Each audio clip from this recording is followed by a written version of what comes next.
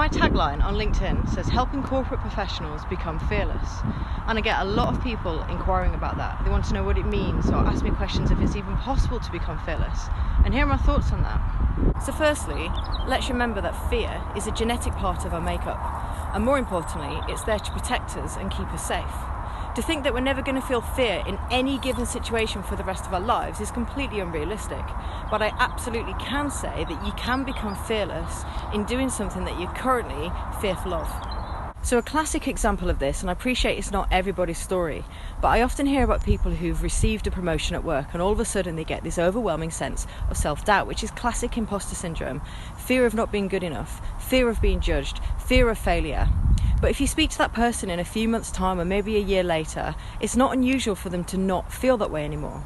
But the chances are, if they get another promotion, they're going to go through that cycle again. And becoming fearless often happens in incremental stages.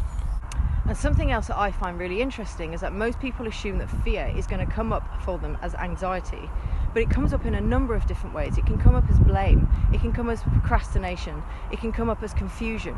But the reality is, if you're not taking action on something that's going to develop you and you're using every excuse under the sun to not do it, the chances are there's an undercurrent there of fear.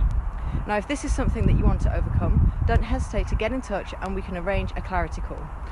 If you found this useful, please like it or share it. And other than that, have a good week. Cheers.